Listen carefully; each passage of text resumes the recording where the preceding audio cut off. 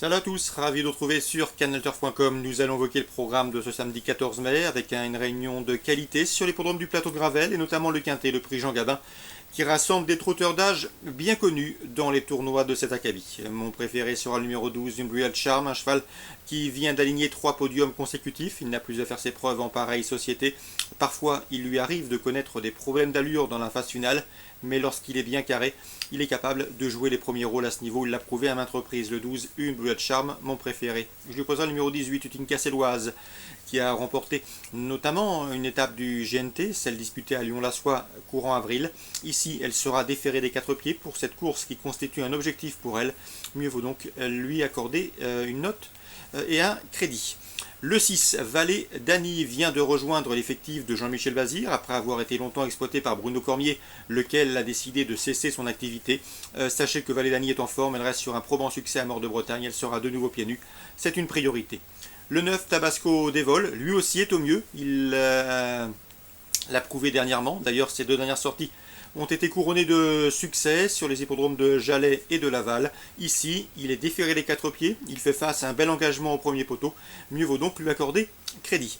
Le 8, Sprint Final, ne vient certainement pas du sud-est pour faire de la figuration. Stéphane Junior Gelpa se déplace pour le piloter avec la ferme intention de prendre une bonne, voire une très bonne allocation. Le 2 dans cette épreuve, c'est véritable crack. Le départ reste son point faible.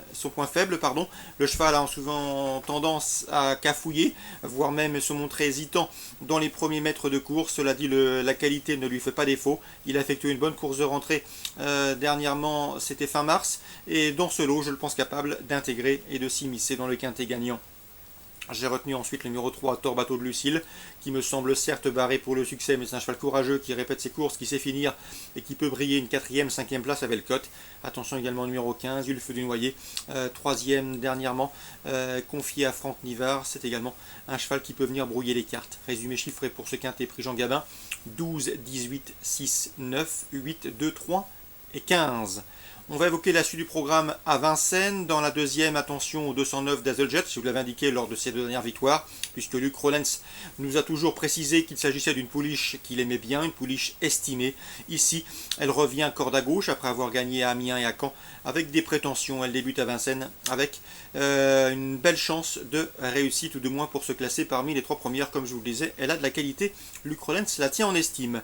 Les plus indiqués pour lui apporter la contestation seront sans doute le 210, à savoir Darling d'Heureux, et le 208 Destination Rio, qui, comme elle, ont en commun de rester sur 2 succès dans la discipline, c'est-à-dire au trot attelé 209, 210 et 208. Le Hugues Lévesque, concernant le 302 Val de Liton, m'a indiqué qu'il était confiant. Le cheval est au mieux, aussi bien que lors de ses succès enregistrés courant février. Il faut lui pardonner sa dernière disqualification où ça s'est mal passé.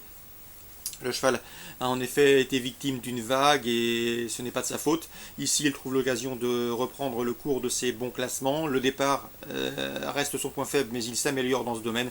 Donc sa place est sur le podium au dire de son mentor. L'opposition, sans doute les plus jeunes, avec le 311 Attila de Gabro, qui a déjà couru au plus haut niveau, et le cheval est sur la montante. Attention à lui, d'autant qu'il sera déféré les 4 pieds pour la première fois, et le 310 également accordéon, un cheval extrêmement régulier. 311, 310 et 302. Dans le prix Guillaume de Bellègue, un groupe 3, une belle épreuve. On retrouve au départ la championne Scarlett Turgot, c'est le 610. Comme vous le savez, elle a remporté le prix de Cornulier, elle s'est montrée irréprochable depuis qu'elle a débuté au trot monté. Sachez également qu'elle vient de s'adjuger le prix Théophile Lalouet le 9 avril sur le tracé qu'elle retrouvera ici. C'est une nouvelle fois une lauréate en puissance. L'opposition, sans doute le 609 Néné Degli-Olivi, qui avait terminé 2e de ce prix Théophile Lalouet, qui peut se targuer d'avoir déjà battu Scarlett Turgot. Vincent Lacroix, avec lequel j'ai eu le plaisir de converser, m'a dit que le cheval revenait progressivement mieux, peut-être pas à 100% encore, mais il est sur la montante et il tentera une nouvelle fois de se classer 2e. Attention également au 608 Texas de Liton. Il n'a terminé que 4e de ce prix Théophile Lalouet, battu notamment par Tornade de Dijon. Mais ce jour-là, le cheval a pris un mur, il a été fortement gêné dans le dernier tournant, il a tardé à trouver le passage avant de bien finir, et d'après Hugues Lévesque et d'après les dires de Franck Nivard qu'il pilotait ce jour-là, il aurait pu prétendre à la 2e place dans cette course référence, donc c'est également un postulant sérieux au podium. 610 Scarlett Turgot, 609 Néné Degli-Olivi et le 608 Texas de Liton, des choix prioritaires. Dans le prix du Gâtinais, autre belle épreuve estampillée groupe 3, deux chevaux semblent se détacher. Le 1612 Ave Avis, qui, vous le savez, avait remporté le Critérium des 5 ans l'an dernier, qui a été malheureux, en tout cas qui s'est montré rapidement fautif dernièrement dans le Grand Prix du Centre-Est à Paris. Avant de prouver sa forme en retrait, il faut impérativement le racheter, il sera pieds nus pour cet objectif. Il peut prendre sa revanche sur le 706 Viking Va Bene, qui vient de remporter ce même Grand Prix du Centre-Est à la faveur d'une plaisante fin de course. Auparavant, il avait également collectionné les bons résultats. 712 Ave Avis, 706 Viking Va Bene, deux concurrents âgés de 6 ans. On va maintenant évoquer la Réunion 3 de Strasbourg. J'ai pu notamment m'entretenir avec plusieurs entraîneurs et participants.